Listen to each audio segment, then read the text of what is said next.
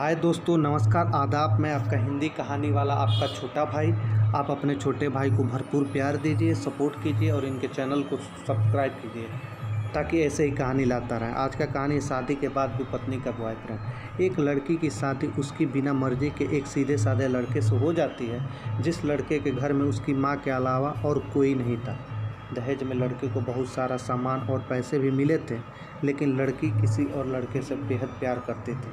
अब लड़की की शादी बिना मर्जी के तो हो ही गई थी और अब वो अपने ससुराल आ गई थी। तभी सुहाग रात के वक्त लड़का दूध लेकर कमरे में आता है और उस लड़की यानी अपनी पत्नी के पास बैठ जाता है। तभी उसकी पत्नी गुस्से से अपने पति से कहती है, क्या तुम मुझे अकेला छोड़ सकते हो? उसकी यह बात सुनकर उसका पति बहुत दुखी होता है, लेकिन फिर भी वो खुशी खुशी कहता है, नहीं तुम आराम करो, मैं तो सिर्फ तुम्हारे लिए दूध लेकर आया था। यह कहकर वो कमरे से बाहर चला जाता है। लड़की मन मारकर ही रह जाती है, क्योंकि लड़की चाहती थी कि उसने झगड़ा क्यों नहीं किया ताकि वो उस गवार से तलाक ले सके। अब लड़की को ससुराल में 3-4 दिन हो गए थे, मगर वो तो बस पूरा दिन फ़ोन पर बॉयफ्रेंड से बात करती थी और उधर लड़की की माँ बिना शिकायत कर दिन भर घर का सारा काम करती थी। वो सबके लिए खाना भी खुद ही बनाती थी। फिर भी उसकी माँ के चेहरे पर हर वक्त मुस्कुराहट ही रहती थी। लड़का एक कंपनी में छोटी सी नौकरी करता था।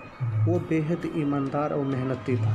सुबह अपने काम पर जाता और शाम को थका हारा घर आता, मगर उसकी पत्नी उसे एक गिलास पानी भी नहीं पूछती थी। अब लड़के और लड़की की शादी को करीब 1 महीने हो गया था, मगर अब तक वो दोनों एक साथ कभी नहीं सोए थे। वैसे लड़का बहुत ही शांत स्वभाव का था, इसलिए वो अपनी पत्नी को कुछ भी नहीं कहता था। फिर भी वो अपनी पत्नी को खुद ही खाना डाल कर देता, मगर उसकी पत्नी उसके साथ बैठकर खाना कभी नहीं खाती थी। वो अपना खाना अपने कमरे में अलग बैठकर खाती थी। लड़की को दहेज में एक स्कूटी मिली थी।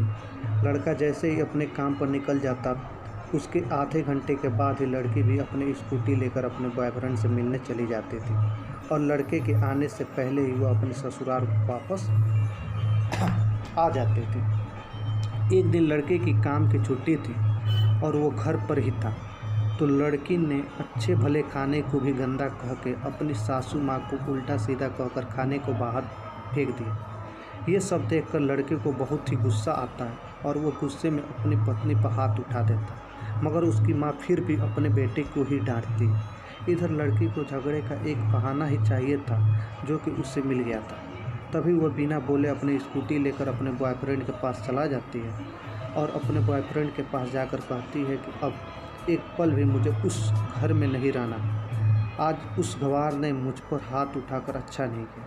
तभी उसका बॉयफ्रेंड कहता है, अरे तुमसे तो मैं कब से कहता हूँ कि तुम भाग चलो मेरे साथ कहीं दूर, मगर तुम हो कि आजकल पर ही लगे रहते हो। तब लड़की कहती है कि शादी के दिन मैं तुम्हारे पास आई थी तो तुम ही ने तो वापस घर लौटाया था मुझे। बॉयफ्रेंड ने कहा, खाली हाथ हम दोनों कहाँ तक भागेंगे? तुम ही बोलो, मैंने तुमसे कहा था कि कुछ पैसे और गहने साथ ले लो और तुम हो कि खाली हाथ ही मेरे पास आ गई थी। आखिर दूर एक नई जगह में ज़िंदगी की शुरुआत करने के लिए पैसे तो चाहिए ना। और हाँ, एक बात और, जब भी मैं तुम्हारे पास आता हूँ और तुम्हें छूना चाहता हूँ तभी तुम्हारे नखरे हो जाते हैं और बस यही कहती रहती हो कि ये प्यार प्रेम शादी के बाद ही हो। तभी लड़की गुस्सा होकर कहती है, हाँ शादी के बाद ही अच्छा होता है ये सब, और मैं तुम्हारी ही तो हूँ। मैं आज भी एक तुम्हारी लड़की हूँ और शादी करके भी आज तक उस गवार के साथ एक रात भी नहीं सोई हूँ, क्योंकि मैंने तुमसे ही प्यार किया है और अब मैं चाहती हूँ कि तुम मुझसे शादी करके मेरी मांग में अपने हाथ से सिंदूर भर दो। फिर मैं पूरी ही तुम्हारी हो जाऊँगी और फिर तुम मुझे अपनी मर्ज़ी से दिन रात प्यार कर सकते हो। तब उसका बॉयफ्रेंड कहता है, तो ठीक है, मैं तुमसे शादी कर लूँगा, मगर तुम कम से कम 5 लाख रुपए का कल शाम तक इंतज़ाम कर लेना। मैं तुम्हें एक होटल का पता दे रहा हूँ, तुम उस होटल में रात को 10 बजे तक पहुँच जाना। लड़की कहती है, उस गंवार के पास कहाँ होगा पैसा, बल्कि मेरे पापा ने उसे दहेज में 3 लाख रुपए और मुझे कुछ सोने के गहने दिए थे। गहने तो मेरे पास हैं, मगर सारे पैसे उस गंवार ने अलमारी में लाक कर रखे हैं। मगर मैं जैसे तैसे अलमारी की चाबी लेकर सारे पैसे निकाल कर तुम्हारे पास हमेशा हमेशा के लिए आ जाऊंगी। यह कहकर वो लड़की अपने ससुराल पहुंचती है। लड़की ससुराल पहुंचकर अपने पति और सास से लड़ाई करती है और वो उन पर खूब चिल्लाती है, मगर अफसोस वो अकेली ही चिल्लाती रहती है। उसका पति और उसकी सास बिल्कुल शांत रहते हैं। तभी लड़की अपने कमरे में चली जाती है और अचानक उसके बॉयफ्रेंड का लड़की के फ़ोन पर मैसेज आता है कि कब आ रही हो पैसे लेकर। लड़की मैसेज का जवाब देती है, सब्र करो, मैं वक्त पर आ जाऊँगी। तब उसका पति दरवाज़ा खटखटाता है और अपनी पत्नी से कहता है कि खाना खा लो। तभी पत्नी कहती है, मैं खाना तभी खाऊंगी, पहले मुझे अलमारी की चाबी दे दो। पति दरवाजे के नीचे से चाबी देकर कहता है, ये लो, अपना काम करके खाना खा लेना, क्योंकि अभी तक मैंने और माँ ने भी खाना नहीं खाया। माँ ने कहा है हम आज साथ बैठकर ही खाना खाएंगे। लड़की कहती है, माँ और तुम खाना खा लो, मैं बाहर से खाना खाकर आई हूँ। यह सुनकर लड़का चला जाता है। तभी लड़की जल्दी से चाबी को उठाकर अलमारी खोलती है। अलमारी खोलकर वो उसमें क्या देखती है कि उसमें दहेज के पूरे पैसे 3 लाख और सारे गहने तो रखे ही थे, बल्कि उसमें एक डायरी भी रखी हुई थी।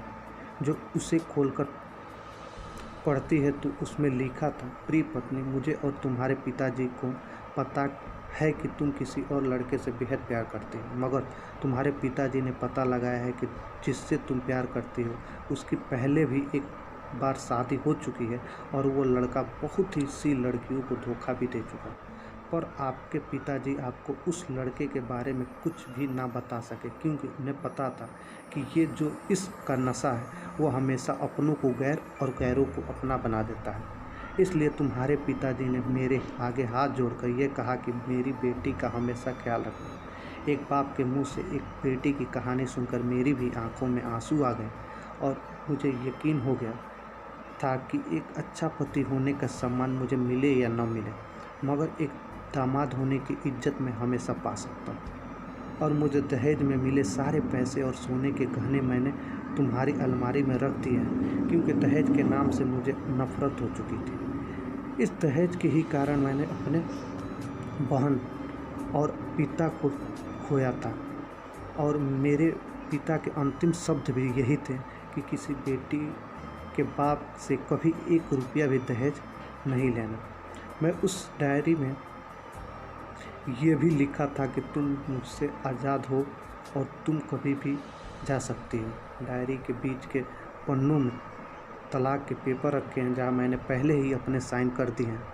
जब तुम्हें लगे कि अब इस गवार के साथ नहीं रहना, तब तुम भी इस तलाक के पेपर पर साइन करके अपने सारे पैसे और जेवर लेकर जा सकती हो। लड़की डायरी पढ़कर हैरान थी और परेशान भी थी। ना चाहते हुए भी उसके गवार पति के शब्दों ने उसके दिल को छू लिया था। अब वो न चाहते हुए भी गवार पति के अनदेखे प्यार को वो महसूस करने लगी थी। वो फूट फूट कर रोने लगी। डायरी के आगे लिखा था कि मैंने तुम्हें इसलिए मारा क्योंकि अपने माँ को गाली दी, और जो बेटा खुद के आगे अपनी माँ की बेइज्जती होते सहन कर ले, फिर वो बेटा ही कैसा। इसलिए मुझे माफ़ कर देना, क्योंकि मेरे लिए माँ का दर्जा सबसे बड़ा है, और आपको मैं दुल्हन बनाकर अपना हमसफ़र बनाने लाया हूँ। आपसे ज़बरदस्ती करने नहीं। आपको बहुत से मुझसे प्यार हो न हो, लेकिन मैं अंत तक सिर्फ आपसे ही प्रेम करता रहूँगा। अब फैसला तुम्हारे ही हाथों में। अब लड़की दुल्हन बन चुकी थी और उसकी आंखों से आंसू बह रहे थे। अचानक लड़की के बॉयफ्रेंड का फ़ोन आता है। तभी गुस्से से लड़की अपने फ़ोन को स्विच ऑफ कर फ़ोन का सिम कार्ड तोड़ देती है। अब उससे सब समझ आ गया था कि जिससे वो बेहद प्यार करती थी, उसे तो सिर्फ पैसों से ही प्यार था, और सच्चा प्यार करने वाला तो मेरा पति ही था, जिसने सिर्फ मेरे पापा की इज्जत रखने के लिए ही मुझसे शादी कर ली। और उसने मेरा एक बॉयफ्रेंड है पता होने के बाद भी मुझसे इतना प्यार किया। मैं अपने पति का प्यार क्यों न समझ पाई। वो सब सोच कर वो रोती रही। फिर उसने रोते हुए अलमारी का सारा सामान जैसा था वैसा ही रख कर न जाने कब सो गई। अगले दिन उसकी पत्नी सुबह देर से जागी, तब तक उसका पति ऑफिस जा चुका था। तभी पहले नहा धोकर उसने साड़ी पहनी, फिर लंबा सा अपनी मांग में सिंदूर लगाया, जबकि पहले एक बीदी जैसी साइड पर सिंदूर लगती थी ताकि कोई लड़का ध्यान न दे और किसी को ये पता न चल जाए कि वो एक शादीशुदा है। मगर आज तो 10 किलोमीटर से भी दिखाई देती ऐसी लंबी और गाढ़ी सिंदूर लगाई थी। फिर उसने अपना मंगलसूत्र पहना और किचन में जाकर सासू माँ को ज़बरदस्ती कमरे में आराम करने देती है और खुद अकेली सबका खाना बनाती है। पहले सासू माँ का खाना खिलाती है और फिर अपने पति को फ़ोन करके उसके ऑफिस का पता पूछती है। उसकी पति उसको ऑफिस का पता देते हुए सोचता है कि कहीं उसकी पत्नी ने तलाक देने का फैसला तो नहीं कर लिया, मगर उसे कहाँ पता था कि वो अब सुधर गई है और उससे ही अपना पति मान चुकी है। इतने में ही उसकी पत्नी स्कूटी लेकर उसके ऑफिस खाना लेकर पहुंच जाती है। पत्नी को देखकर पति हैरान हो जाता है। तभी वो अपने पत्नी से पूछता है, सब ठीक है ना, माँ ने तुझसे कुछ कह तो नहीं दिया। उसका पति सवाल पर सवाल पूछे जा रहा था। तभी अचानक पत्नी सबके सामने अपने पति के सीने से लिपट जाती है और उससे कहती है कि सब ठीक है, मगर मुझे तुमसे कुछ कहना है। पति कहता है, हाँ कहो। तब पत्नी सबके सामने कहती, आई लव यू मेरे प्यारे पति, आई लव यू फॉरएवर। ये सुनकर ऑफिस के सभी लोग हैरान होकर खड़े हो जाते हैं और ज़ोर ज़ोर से तालियां बजाने लगते हैं। तब पत्नी सबके सामने अपने पति का हाथ पकड़ के कहती है कि अब 1 महीने तक मेरे पतिदेव ऑफिस में दिखाई नहीं देंगे। ऑफिस के सभी लोग पूछते क्यों? तब लड़के की पत्नी कहती है, क्योंकि हम दोनों लंबी छुट्टी पर जा रहे हैं। पति पत्नी से कहता है, तुम्हें क्या हो गया है? तभी पत्नी पति से कहती है, मुझे तुमसे सच्चा प्यार हो गया है। यह कहकर वो उसके सीने से दोबारा इस तरह लिपट जाती है जहाँ से वो अपने गंवार पति से कभी भी जुदा न हो पाए।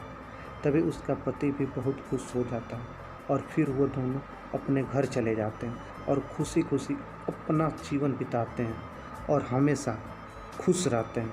तो दोस्तों, प्यार हमेशा उससे करना चाहिए जो आपसे प्यार करता और साथ ही आपकी और आपके परिवार की इज्जत भी करता। पैसों से प्यार करने वाला इंसान कभी आपसे प्यार नहीं कर सकता।